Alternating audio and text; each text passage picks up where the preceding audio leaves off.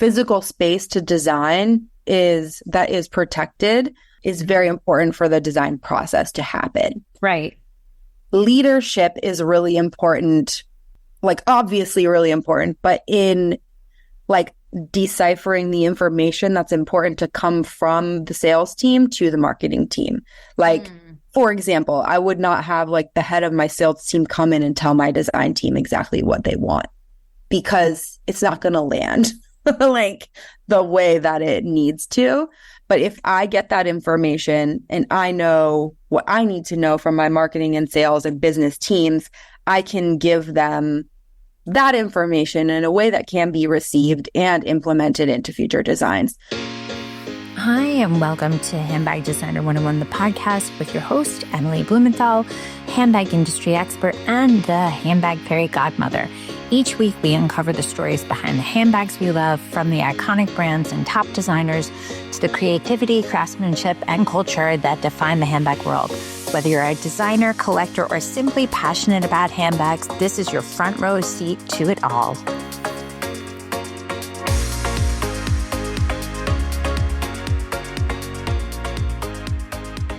Welcome, Jessie Dover, the one and only, the one of the thruple of Dagne Dover. Thank you so very much for joining Handbag Designer 101, the podcast. It is an honor and pleasure. And shockingly enough, this is our first official time talking.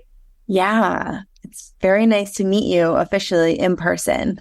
I know, well, quasi-person over Zoom, but yeah, I know. I am, number one, very excited to chat with you. We were pre-chatting, like we were pre-gaming, and I had to put a stop to it because it was just getting so interesting that we'd go through an hour without even recording. But I want to, as we spoke about, you are one of three, and typically you are the one who seems to be the chatty one amongst the interviews and so forth. But I am very much aware that you went straight from designing to, I have an idea with two other people, let's do this. So that's ballsy, man. How and the why? Yeah. Like, I always wanted to start my own brand. That was just sort of like, I knew that. I love to build things. I love to create, but I had a plan. Could you sew as a child? Were you one of those? Yeah. It wasn't any good, but I did it anyway. Did you make your prom dress? Were you one of those? Yeah. Wow. So bad, but I did. What color was it? Hot pink satin, actually. And I just made it because I couldn't find what I wanted, to be honest. And it didn't turn out very good, but at least it was like sort of in essence what I had felt like I wanted to identify with at that point. Was it poly satin or was it a stretch, or like, how was it? I guess it was a poly satin. It wasn't stretch, which was part of the issue with, how it came out. But I got it at Walmart and it was all that they had. I grew up in Colorado in a really small town called Steamboat Springs. And so I was limited to like what they had at Walmart, to be honest. Do you know and I'm so happy you brought that up, because so many designers with whom I've worked and spoken have this notion that their customer, that she typically, that they identify as a woman for this conversation, assume that she is a very chic, metropolitan, fabulous woman wearing all the best clothes, going to the best places, hair, nails, makeup. And when I've encouraged them to do this deep dive on the analytics of who's actually buying their product, it's someone from a town with a stop sign, a church, a bar, a school, and a Walmart. And to understand that they are spending their hard-earned money on a product that is either 100% for function and they carve out one part of their budget for that, or it's disposable income and it's there to make them feel good. So that, you understood that from the get-go. Yeah. I don't even know if I understood that as much as that's what I come from. And so that is like in my soul a little bit. DNA, man. My DNA. Yeah. And then you came, was it a big deal to come to New York from Colorado? Well, I didn't even really know. I was thinking this morning, like, I don't think I knew what New York was really. Like, I knew of New York, but I was more interested. Like the cool person that you wanted to hang out with. Yeah, exactly. Okay. Yeah, like I knew it was cool, but I didn't identify with wanting to be in New York. I just thought like, I just didn't even know enough. I'm like from the country, like the mountains rather. And like put it this way, my mom didn't know, she might still not really know what Louis Vuitton is. Like, it's like that. So that's okay. Oh, it's great. It's wonderful. I mean, I was able to discover it on my own without any sort of like preconceived ideas of what like fashion or handbags or this world of retail is. But well, I really wanted to be a designer. Like my dream was to be a designer. And like the reason for that was really that like I want stuff and I really like to make it. Like I like that process. Like want something, can't find it or can't afford it, so I'll make it.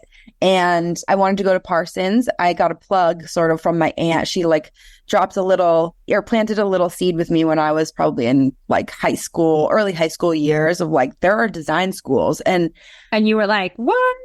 I was like, yeah, what? Like I'm sort of middle American kind of kid playing soccer, like sports, everything, like not a lot of access to culture or anything like what we have here in New York. And so I thought, whoa, like that's cool. So I immediately like dug into RISD, Parsons, Savannah College of Art and Design, and just kind of like got familiar with what design schools were out there. And I like was just, I mean, that was it for me. As soon as the idea was planted, I was like done. That's where I was going. And did your parents try to dissuade you from that? Or they were like, you go, we'll see you. Good luck. My parents are super supportive of anything that I want to do. Like, if I can figure out how to do it on my own, like those kind of people. But they didn't try to dissuade me from being a designer. I think they saw me in a lot of ways and understood where I might find happiness. Also, I have a lot of like artist type of people in my family, not that they all decided to be entrepreneurs and like use that as a way to support their lifestyle. But were you like a hustler person? Like, did you work through school? Did you work in high school? Did you have side businesses, side jobs, like whichever way you could make money, you would kind of thing? Always. Yeah. I mean, that's the only reason I'm here. I came here to go to Parsons. I like hustled on the side. I had as many internships as I could. I was like not really having that beautiful college experience that a lot of people describe. And I didn't care. I was happy to be here, like doing New York. So what were your internships? Because I deal with students all the time. And I mean, I look at their resumes, I help with cover letters. Yeah. I mean, I'm dealing with one particular student. We've gone back and forth with her resume like 80 times. And I'm like, before you become the best publicist of yourself, like go back and check. And if it's a necessity, as in what your situation is based on what you're saying, and you're saying like college was the most, you know, dream, Emily in Paris, Jesse in New York kind of situation, because you were always like, eye on the prize. You had to work. Oh, yeah. Yeah. Yeah. And I think that's really beautiful that you work with young designers in that way. I wish I would have had someone like you. I'm amazing. I wish I would have had me. You don't even You're know. amazing. You are. Well, you know, truly, you know, only on Tuesdays. So don't catch me on a Wednesday. I know. I hear you. Out the window. I mean, I think that's why it's so great. It's because like, who has time for that? And once you start working and like, you're overwhelmed, you know, really by the amount of things that end up needing to get done for just like life and work. But yeah, I mean, were you taking accessory design classes? Like, was that your focus? I wasn't actually, because I didn't know yet what I wanted to do. I wanted to be like, I loved clothing because for starters, like that's where I was at, like in my interests. And then as time went on, I started to kind of really understand that strategy was important for me. And also that there are all these glamorous jobs that everybody wants that's like going to be real tough to get, even if you are the best. Yeah. And then there's all these sort of like less glamorous jobs that are still in the industry that are great jobs that are just like not as glitzy and glam, we'll say. And so I started designing accessories like the second half. It might have even been like my senior year at Parsons, because I thought, maybe I'll try it. Like, maybe that could be interesting. Coach was hosting, and I think they still do, an accessories design award for the students. And I decided to enter in it because you could. Because I could. Yeah. And I was also like, it was during finals, and I knew that Could you recycle what you'd already made, or did you have to make? Oh, wow. So you had to make something specific to it based on the Coach DNA? Oh, yeah. They gave us at that point a very specific prompt to create. And I hadn't really designed handbags before that, to be honest. Wow. I have just designed other things. It's very transferable, the skills, but they're not the exact same. I mean, correct. I had to learn a lot, but that all for me happened more like on the job. So. Wow. So you applied and you won. Yeah. Were you like, what? I was like, what? And things like that around this time in my life started to kind of happen. Like, I just decided, like, my dad basically said, like, I'm not paying for you after this. So, like, get a job or come home or whatever. Like, so I was like, shoot, okay, I'm going to apply to everything I can. I'm going to do, like, apply to the best internship that I don't think I can get at Armani. And I ended up getting the internship, and I was like, holy cow, like, this is awesome. And then it ended up being such a beautiful learning experience for me just because of the way that company was run at that time and the management. Emporio Armani or Armani Exchange? Armani Exchange. Gotcha. In New York. Yeah. And I think Emporio, I don't think that that's here, but doesn't matter. It was Armani Exchange. And the creative director there at the time, who I'm still like actually pretty close with, was just incredible at managing his team, at creating a very productive yet positive team culture. And people really respected him. It's so important to be exposed to that because when you're at such a tender age, I know, to be exposed to see how somebody leads by example, it stays with you. It stays with you. And that is like one of the things that is like super important to, I know, both my partners and myself, is just like being able to lead by example and always ensuring that like we're supporting team culture and growth and like the youth of our company and like raising them into good leaders as we work through this whole thing that is like building a brand, which is like a lot in and of itself. But yeah, so I was there. I got that internship. It changed everything for me in terms of how I saw fashion, because a lot of the other internships I had were at smaller, more luxury, I would say, fashion houses. And it was just kind of a mess behind the scenes, or behind the curtains, as you'd say. And I was like, whoa, okay, like that's not what I want to do. And then I saw kind of, I guess in Armani and at Coach, like how a well-run retail business can kind of go. So then I like kind of set my sights on like, that's what I want to do. And then I graduated. And then you were like, oh, damn. But I got a job before I graduated because I was like, that girl, I needed to. Yeah. I worked in footwear actually because I was at the time interested in accessories, and footwear was it. And that's where there was a job available. So I took it, and it was just a disaster, to be totally honest. Like, fair. It just was not for me.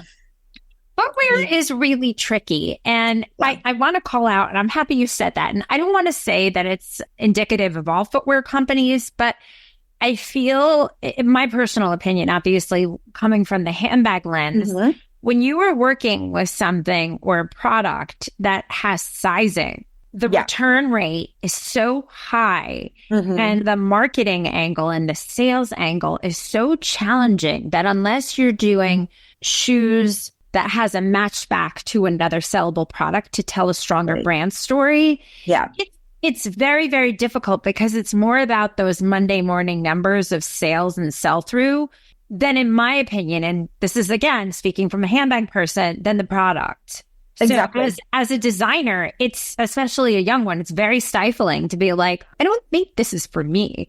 But having those crappy experiences also young is great, because then you see the factory, you see margins, you see how people are working. You're able to like figure it out. Like, oh, I see. This is what it's like to work in a stressful situation where it's all about making money, profit. That's it. Yep. And what it looks like in my case for design to have no authority or respect in that like world or at a specific company. And so I did learn a lot. I learned a lot about what I didn't want. I learned a lot about making money in retail and what that means and what like compromises one has to consider as a designer. Yeah. And also just like, what does design mean? You know, like to me, is it retail? Like, is it just enough for me to like make something that is a paint by number sort of design situation where the bottoms are already decided because our price point is like whatever cents for that, whatever that is. The uppers, we only have these three materials because these are the vendors that we already have relationships with. And that's the only way we can get this shoe in the amount of time that we need it in and blah, blah, blah. You get it, like just super restrained. That's all margin driven though. Yeah. And that's great for some people. And I think a lot of the people I worked with there were like super happy. And so the learning for me at that point in time was just like what I want or what I didn't want, which was that kind of, I wanted to be creative. I wanted to really speak to my like consumer, and I wanted to make things that people wanted to wear and found value in that were maybe more interesting than just 3 different colors that had shown to be saleable over the past 20 years, like of being in business. So here's our 3 hero products. Let's keep iterating it over. You can only do brown and black. Like you're only allowed to do brown and black. I was like, okay, like what? No, I can't live like that. I need a world of color. But yeah, it wasn't a good fit. And then that's when the next stage of my plan was that I was going to go to business school because I knew that I needed to understand the business to be able to like run a company. So randomly, I get an email from my partner Melissa, that was like, hey, I'm at Wharton Business School. I really want to start a bag brand. I saw your stuff at Coach. Like, let's go get coffee. And how did she know you existed? She saw my work from the award that I had won at Coach. She saw my bags that I had created. And were you like, when you got this email, were you like, who is this and what? Yeah, I was. But like, she was so enthusiastic and like just cool that I was like, you know what? Let's do it. Like, I'm a very open-minded person. I love meeting new people like you, I think you said. So I was like, let's go grab a coffee. And we just like hit it off, honestly. Like, it was like a date. It was like a blind date. And she basically was like, okay, I worked at Coach for a long time. I opened their UK store in Heathrow Terminal, which was their first UK store. And all that was happening was like people coming in that had spilled their water bottle on their computer, or like, I don't even know, their bag was just like a mess. The handle broke. Like, so she's like, they wanted work bags, and I literally had to send them to other brands because like we didn't have anything, but they were willing to like and ready to buy a bag. And I had. So this is like one day you apply. This is, I'm so. There was no application. It was a random email that popped up in my inbox, and me being like, not. And how did she find your email? I have no idea.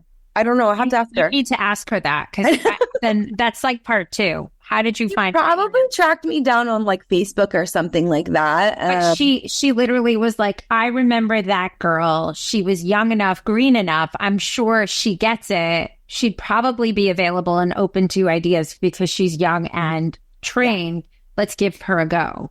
Yeah, I think so. I think I would guess that's how it went. And I know that she was looking for someone who she could build a brand with, and that would be as enthusiastic and committed as she was. Was it understood that you would be a partner, or did she present it to you as like, no, hey, can you be the designer for? In the beginning, she said, basically, I need help creating this concept that I want to explore. And it was like a freelance gig. And I was like, sure, let's do it. And then pretty quickly, I think we both realized like we're very good complements to one another. While this is all happening, my other partner, Deepa. This is Melissa Mash. Melissa Mash, yeah. She was like, she's our CEO. She had the original idea. And then my partner, Deepa Gandhi, was at Wharton with Melissa at this time, and was also kind of working with Melissa a little bit, just helping her out. Like peripherally. Mm-hmm. And Deepa's background was in finance. Obviously. Yep. And she also worked in buying. So she was like in the industry, but much more on the financial and analytical side of things. And we started all three working together. And But had they graduated or they were still there? no, they were in school. And So they took the train working. from Philly. What? And I was still working. So like we were So all they took the train from Philly, and then they're like, here, we'll come in on a weekend. Was your first meeting with Melissa, and then Deepa showed up and like, hey, P.S., this is Deepa. She's part of this gig now. So it's just, yeah, something like that. But it was more like Melissa was like, I want to do this thing. Will you help me? And then once I went to Penn, like for a visit to like show her some designs that I had created, and Deepa was there. Right. So I was like, hi, like I am so happy to meet you, and I'm so excited about this. Like she was just like ready to go and super excited about everything. Do you think because, but I want to ask you, do you think it's because you're from a small town or a smaller place that your opinions of people are a lot less jaded? Like the small town vibe is you say hello to everybody, you're open to things.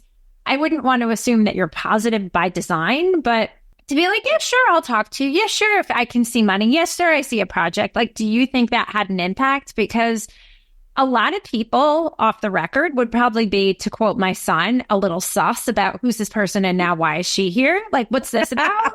You know? I think like it's really funny that you asked me that, because I've been asked before by Mel, I think, like, how did you meet that person? And I'll be like, I don't know. Like, I think I just like, oh, I met one of my great friends just on the corner of the street over here. So I was walking my dog and she just walked out and she looked like she was just like so happy and wanted to chat. But I don't necessarily think I think it's my personality. To What number child are you? I'm the third of okay. 5. Yeah. Wow. You're from a posse. Oh, so, yeah. Yeah. So, okay. So there it is. You are a get along gang kind of gal. That's why. Oh, yes. Yes. Yeah. Yes. So there Totally. you go. Okay. Yeah, I'm a get along gang kind of gal. I like that. I haven't heard that. You should have told me that from the, and it's funny on my Q&A with my students every semester, I have them say what number child they are, because I have learned that birth order dictates so much. Emily, that's such a great question. Wait, what else do you ask them? Because I'm just curious. Like, well, you're going to be a guest speaker next semester. If you ever wanted to start a handbag line and didn't know where to start, this is for you. Living proof that independent designers can make it big. Emily Blumenthal is one prime example. If you had dreams of becoming a handbag designer and didn't know where to start, this is for you. If you have a handbag brand and are in need of strategy and direction, this is for you. I'm Emily Blumenthal, handbag fairy godmother and handbag designer expert, and this is Handbag Designer 101, the masterclass. Over the next 10 classes, I will break down everything you need to know how to make, market, and manufacture a handbag. Broken down for you that you'll not only skip steps in that handbag building process, but also save money in that learning curve. For the past 20 years, I've been teaching at the top fashion universities in New York City, created the Handbag Awards, and also the Handbag Designer 101 podcast. I'm going to show you like I have countless brands, from sketch to sample to shelf, whether you're just starting out and don't know where to begin, or even if you have a handbag line and just need some strategic direction, the Handbag Designer 101 Masterclass is just for you. So let's get started, and you will be the creator of the next it bag. Join me, Emily Blumenthal, with the Handbag Designer 101 Masterclass.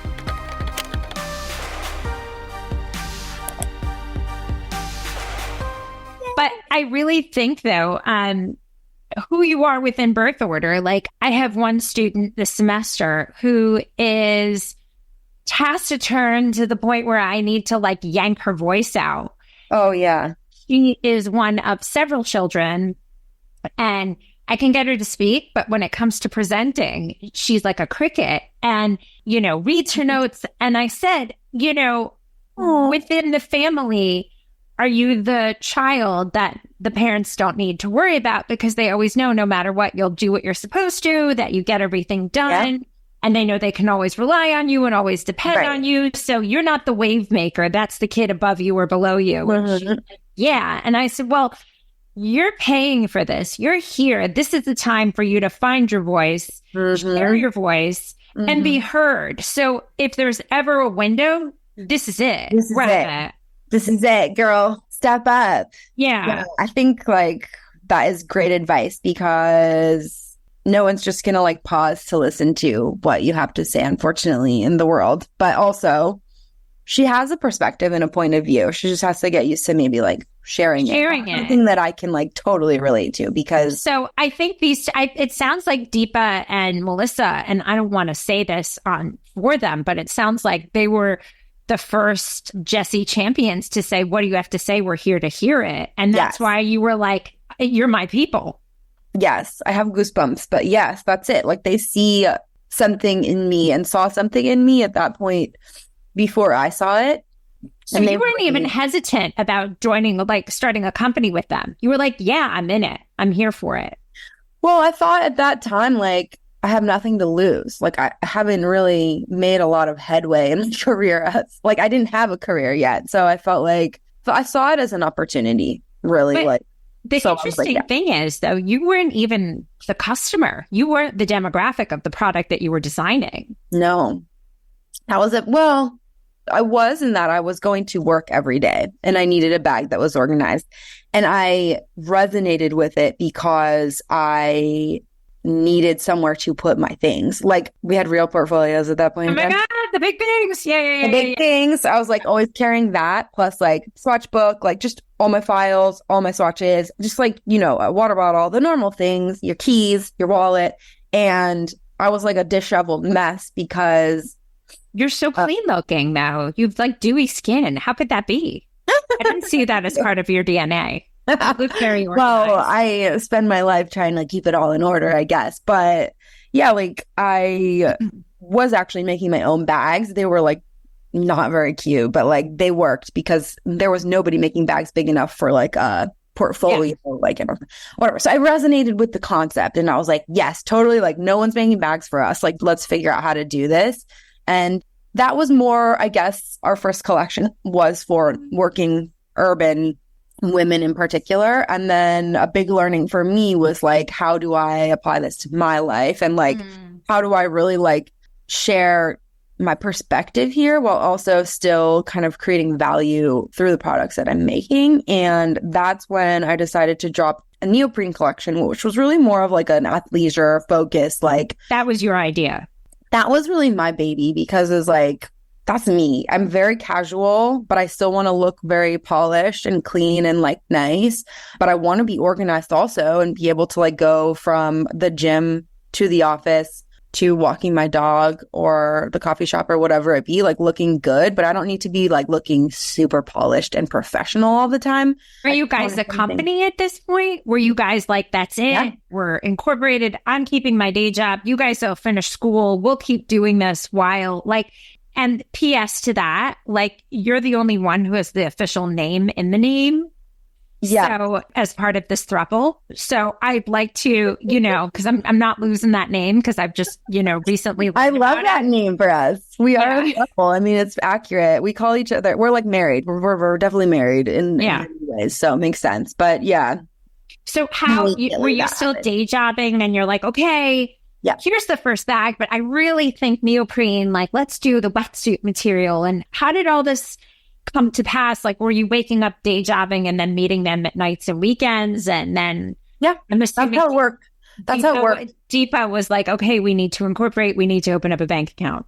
My partners are super organized, super on top of it. Like, my partner at the time when we started it, he called them the sharks because they were just like, on top of everything all the time, like ahead a million steps. So I personally was just like along for that ride of like incorporating the business and getting everything going, raising money, all of that kind of stuff is really like their wheelhouse. And so, okay, step one, we created the first like product assortment, which was only 2 products. It was a tote and a clutch wallet that you could use as a combination for your work day to like take all your stuff to work. And then you could pull out the clutch wallet and like go to lunch or go to dinner or whatever. So you didn't have to carry the whole tote. Those 2 products worked together as a system. We launched with like this very like work focused woman run business aesthetic and like ethos. And that where were they made? Where were the bags being made? Like, was that you for sourcing in factories? Was that on you? Yes. We worked with a factory in New York City, which I still like deeply adore and have so much like gratitude for, because I was so annoying and we were like just trying so hard to like figure it out when you can't really produce anything in New York that's like super high quality or like affordable, just not affordable at all. Like it just doesn't work. And there are sample rooms here. So essentially that's what it was. It was a sample room who I convinced to do our first run of production, and were convinced, rather, they just agreed to do it because they were like, this girl's not going to stop showing up on our doorstep. Let's just like do this and get it over with, is what I imagine they were thinking.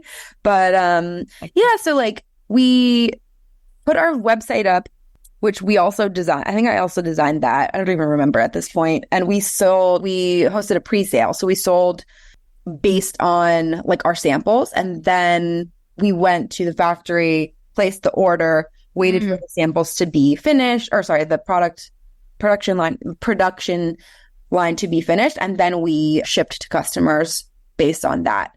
How did you find I'm so talking over you and people have complained, but I get excited. So I apologize to every listener. Well, I'm like listening to this. I'm like, but where did you get the customers? We were hustling and sharing with all of our friends and family. Like everybody knew we were working on it. And we had Instagram and the internet at our disposal, which were like, for brand marketing, I think we were probably one of the first brands that really like harnessed it and utilized it in a successful way. And so we posted on Instagram, Facebook, like had events. We were hosting events. We had a lot of focus groups and surveying that we had done. That's MBA design. Yep. Yeah, that's like where we had a lot of our, I guess, supporters and customers come from. Yeah, we just like, we're spreading the word like. But can I ask you, there were other bags, and I remember overhearing this conversation while you were having that meeting where I peripherally met you guys. Yeah. There were other brands at that point who had organization and pockets and wallet. Yeah. So what made the three of you decide that you had a fighting chance to stand apart from the others comparatively to other products on the market that were theoretically trying to do the same thing?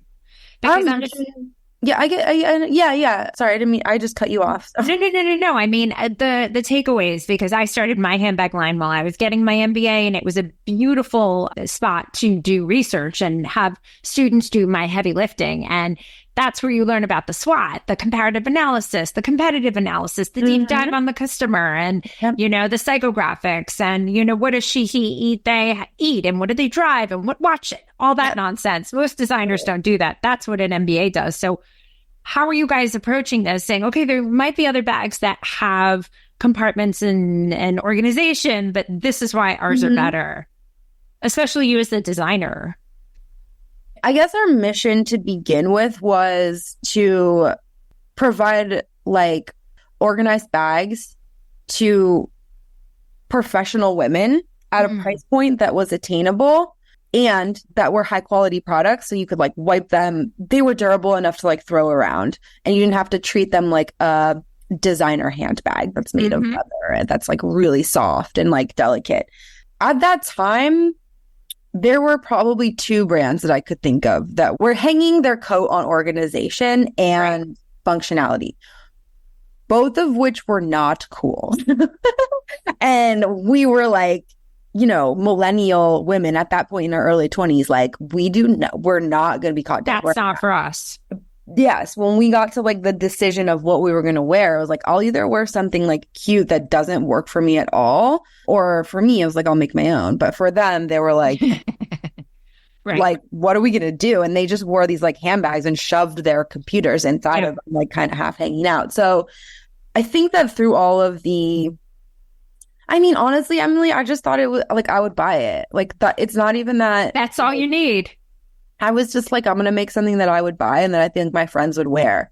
I would like to say that it was like, obviously there was a ton of research and like a lot of thought and analysis put into why we created the brand the way that we did and why we created the products that we did. But from a creative standpoint, I always feel like that's it. It's not that complicated. Like it can be if you want to make it that complicated, but it's not. Right. No, I think, listen, we've spoken more about little Jessie than adult Jessie at this point. Yeah. And like, you know, I could hold you captive for another 3 hours. I know, this is fun. I would say. Because it's all about you.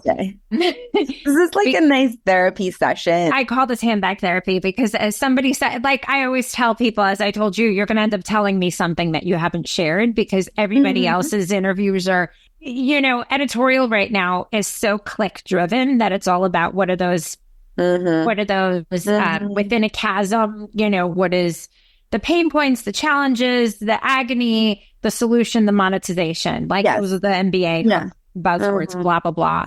But I think understanding the origin story of a designer can speak volumes about the success as to the brand that they created. And the fact that, you know, you're a very positive person, you're a very kind person, you're a very complimentary person. And it's so not easy to work with people. It's not hard. It's not easy to be married. It's not easy to work. I mean, it's all these things because everything's a partnership and it's about compromise. Yeah. And it's really about recognizing, especially with people with whom you work, you know, everybody gets their respective role, but at some points you have to come together. And I've heard an interview where partners have said, if this is a 9 of importance to me and a 2 of importance for you, then we have to be able to come together and recognize at that moment, it goes to me for what's important. Yes. As opposed to, I know at other times, it's going to be a 2 for me and a 10 for you. And I'm going to say, then we need to listen to what's important to you because I respect what means to you. Yeah. Yeah, totally. I mean, it's hard. It's really hard. I think that there are a few things that have helped support me through this, but I think the main thing that has made us like successful in our throuple, we'll say, is that that's never going to get old, that we all like beyond the brand, we really care about each other and the people that work for you. Like, yeah, the people that work for us, we're not like saving lives. And so nothing's really, you know, that big of a deal at the end of the day.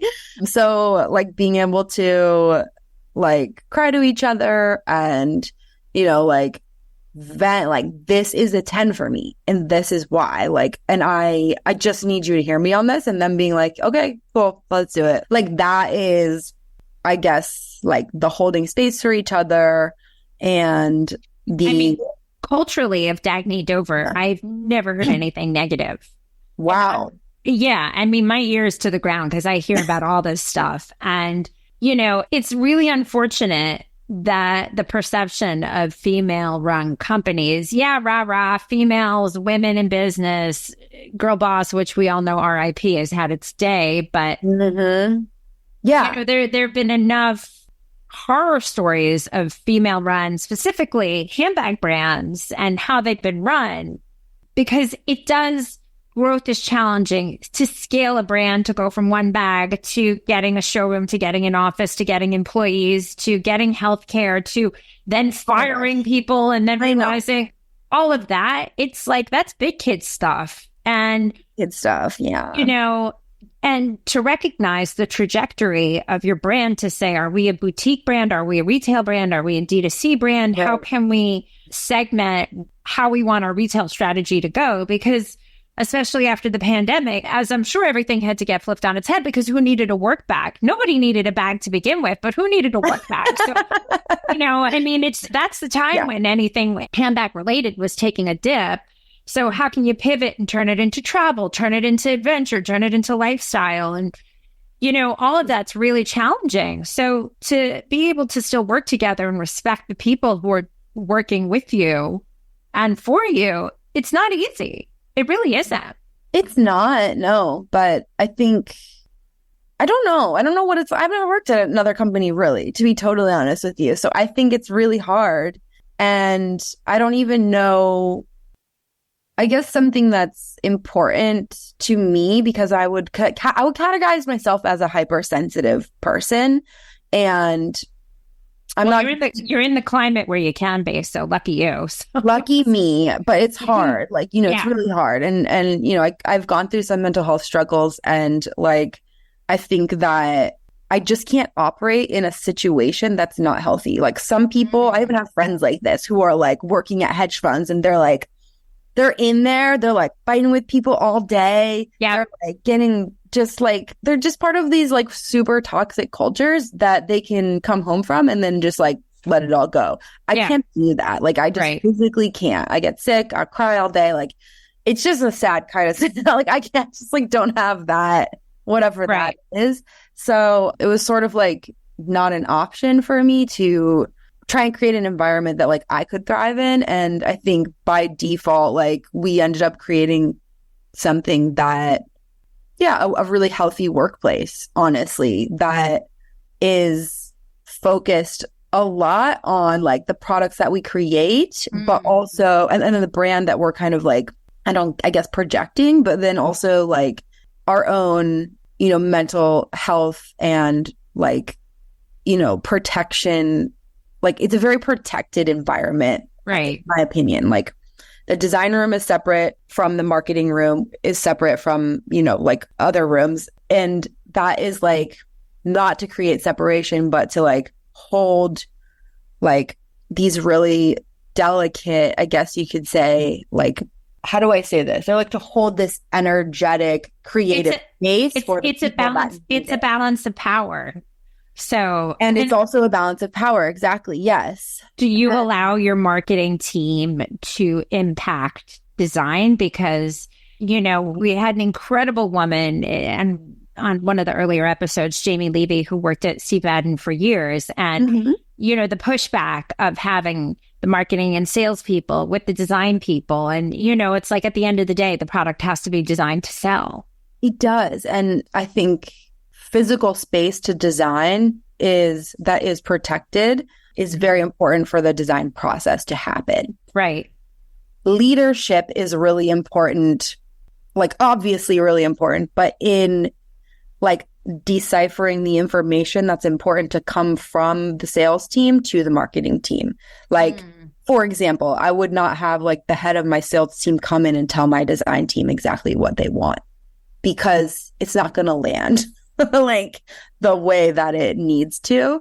But if I get that information and I know what I need to know from my marketing and sales and business teams, I can give them that information in a way that can be received and implemented into future designs.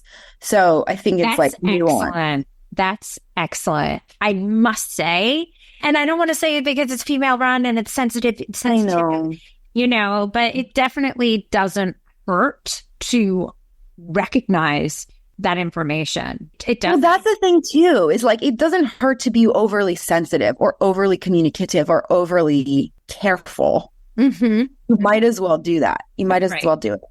Yeah. In any situation.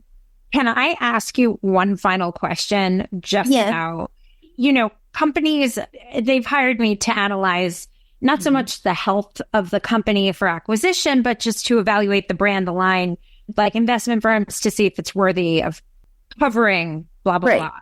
And one of the key points is color within the assortment. And typically, to your point, you have your black, your brown, your ox blood, your reddish. Yeah. Reddish, whatever. That color, I don't understand personally how that color can sell, but that's some reason it's like a neutral. I don't get it. I don't get it, but it's within the palette. And then you'll have a pop of color to satisfy whatever the hot trend. So everything's hot pink right now, Barbie, blah, blah. It's not going to stay like that. Pink will always be there for gender, understood. It is. People can fight it.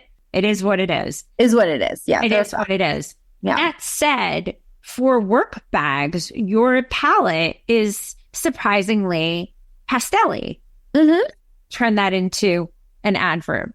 Kind of. How did you, especially this must have been coming from you, how did you, and then we can wrap up, determine that color should be part of the palette? Because I see black, and people, if anybody watches this on YouTube, they can see your screen behind you. But how did you make that determination? Because that's definitely a unique selling point, a brand separator, that you have black and then you have these, I don't want to say unsafe colors, but they are not offensive. They are like, they're gentle versions of neutrals. Yeah. Yeah. I guess a part of what's important to me as a designer and as a consumer is like, color's powerful. Like, it's really powerful. It's very emotional. And the way that people dress and like present themselves and create their wardrobe is a creative process based on what they want their own personal brand to be. And so it's important to me to be able to offer people, as much as I can, options to be able to do that for themselves. I want to do it for myself too. Plus, like, how good does it feel if you have like a cool green outfit that you're going to wear to like your yoga class, and then you can buy a bag that's either complementary to that or like exact same match that feels just like very put together, very peaceful, very organized, very like, I don't have to worry about what I'm looking like right now. And I feel really, really good that this is an expression of me and not just like some brand. And that's why I think that it's important to incorporate color. And it just, I don't know, I guess it's like something that my partners also appreciate. And I also just like see how excited my team gets when we incorporate color and print and things that are like fun and not just like the usual. And that to me, you know, wherever there is excitement says that there's like an appetite for something. So yeah, like, you know, it's all give and take, though. Of course, it's like I do get shut down a lot when I want to do certain things. And there are colors that don't sell because they generally just like don't sit well with people. Purple. And that's okay. That happens. It's like a risk that we take. But yeah. Dude, Jessie, this has been absolutely phenomenal for the handbag happy hour /therapy /everything. Yeah. How can people learn more about you, about Dagne Dover? Where can they get all the good stuff? Yeah, so we are on Instagram, Facebook, all the social media platforms as Dagne Dover, DAGNEDOVER, and our website is dagnedover.com. Wonderful. I can't thank you enough. I'm probably going to want to have you back for a part 2 or like a continuation, because this was like this was a surface scratch, man. This was a drive-by. Yes. So thank you so very much. I encourage everybody to follow Jessie, follow the brand. It is a wonderful, special brand. And I'm just so grateful to have had you on today. So thank you so very much. Thank you, Emily. I really appreciate it. Thanks for listening. Don't forget to rate and review and follow us on every single platform at Handbag Designer. Thanks so much. See you next time.